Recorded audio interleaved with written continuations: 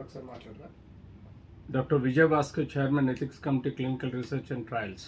Okay sir, ready. Sir, ఈ మధ్యకాలంలో నిద్రలేమి సమస్య అనేది ప్రధానంగా వినబడుతున్న సమస్య. ఇది చిన్న వాళ్ళ నుంచి స్టార్ట్ చేస్తే పెద్దవాళ్ళ వరకు నిద్ర అనేది ఎంతెంత అవసరం, నిద్ర ఎన్ని గంటల పాటు నిద్రపోవాలి, ఈ సమస్య ఈ మధ్యకాలంలో సాఫ్ట్వేర్ ఎంప్లాయీస్లో ఎక్కువగా వినబడుతుంది. దానివల్ల మనకి పండుకోవాల్సిన టైంలో పడుకోకుండా వేరే టైంలో పడుకోవడం వల్ల ఎలాంటి అనారోగ్య సమస్యలు వచ్చేస్తాయి?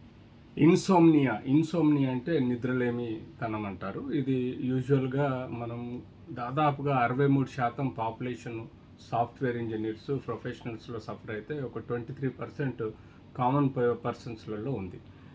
యూజువల్గా ఏంటంటే శారీరకంగా, మానసికంగా, ఆర్థికంగా ఇబ్బందులతోటి లోనే వాళ్ళు ఎక్కువగా ఇలాంటి సమస్యలు ఏర్పడుతూ ఉంటాయి.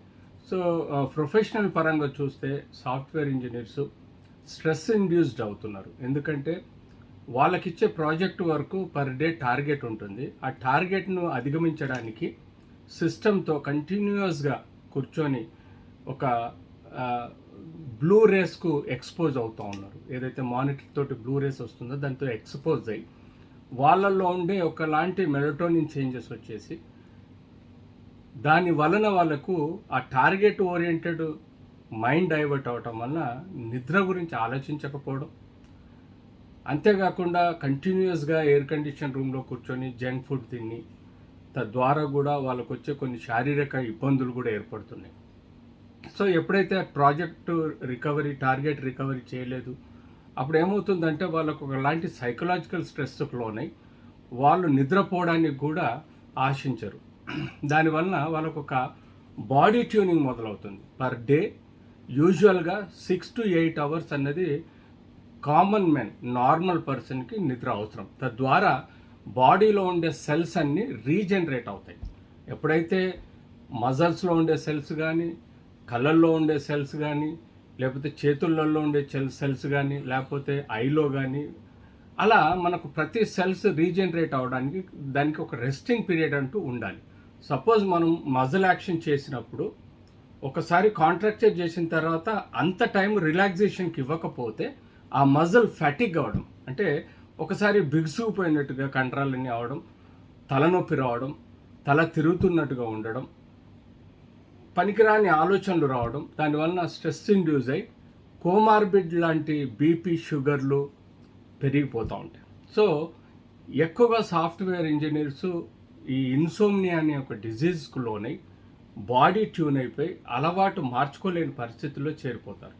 సో ఇలాంటి సమయాల్లో ఇదివరకు సాఫ్ట్వేర్ కంపెనీలలో ఎంప్లాయీస్కి సపరేట్ ఒక రూమ్ ఉండేది. కనీసం 2-3 గంటలకు ఒక్కసారి ఆ పక్క రూమ్లోకి వెళ్ళి గేమ్స్ ఆడడము, ఇండోర్ గేమ్స్ ఆడడము, లేకపోతే రిలాక్స్ అయ్యి ఏదన్నా కార్యక్రమం అంటే యోగా కానీ, మెడిటేషన్ కానీ, ప్రాణాయామం కానీ చేయడం లాంటివి ఎన్నో పెద్ద పెద్ద ఇన్ఫోసిస్ కంపెనీస్ కూడా మెయింటైన్ చేయాలి. కానీ కోమార్బిడ్కు ఏవైతే కోవిడ్కు ముందు, కోవిడ్ తర్వాత కొన్ని ఆర్థిక ఇబ్బందుల వలన ఇలాంటి సిస్టమ్స్ తీసేశారు. కానీ ఇప్పుడేమైంది, వర్క్ ఫ్రమ్ హోమ్ అని చెప్పేసి ఇంట్లో కంటిన్యూస్గా టార్గెట్ ఎక్కువగా ఇవ్వటం వల్ల, నిద్ర లేకుండా పనిచేయటం వల్ల వాళ్ళు మానసికంగా, ఆర్థికంగా, శారీరకంగా కూడా దెబ్బతినడం జరుగుతుంది.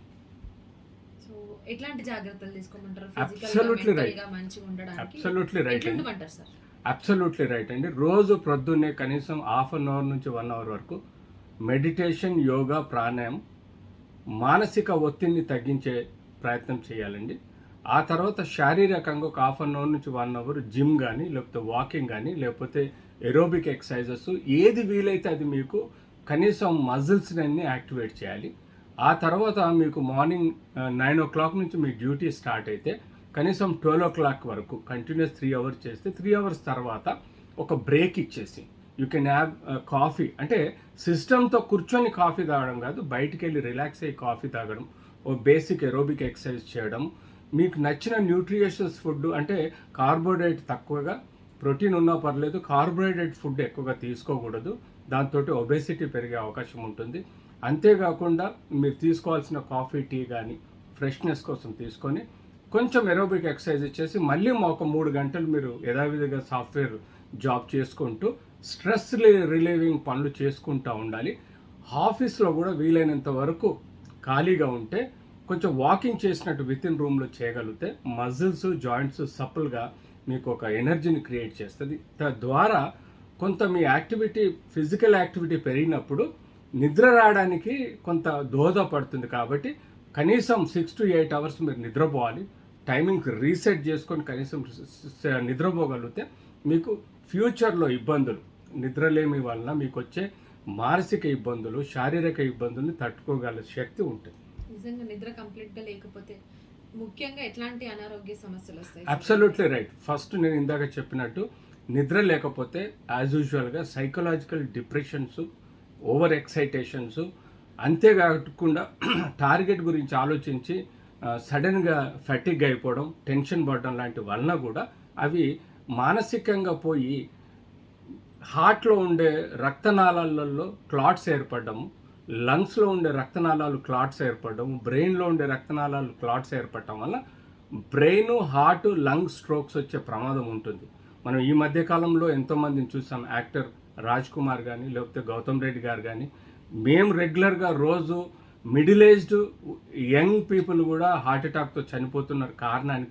కారణం ముఖ్యంగా వీళ్ళకు స్ట్రెస్ ఇండ్యూస్డ్, నిద్ర లేకపోవడము, ప్రాజెక్ట్ వరకు ముందుండడం, టార్గెట్ ఎక్కువగా కార్పొరేట్స్తో ఉండడం, అంతేకాకుండా మానసికంగా శారీరకంగా ఇబ్బందుల వలన ఈ యొక్క క్లాట్స్ డిస్లాడ్జ్ అయ్యి ఒక చోటు నుంచి ఇంకో చోటు డిస్లాడ్జ్ అయ్యి స్ట్రోక్స్ వచ్చే ప్రమాదం ఉంటుంది.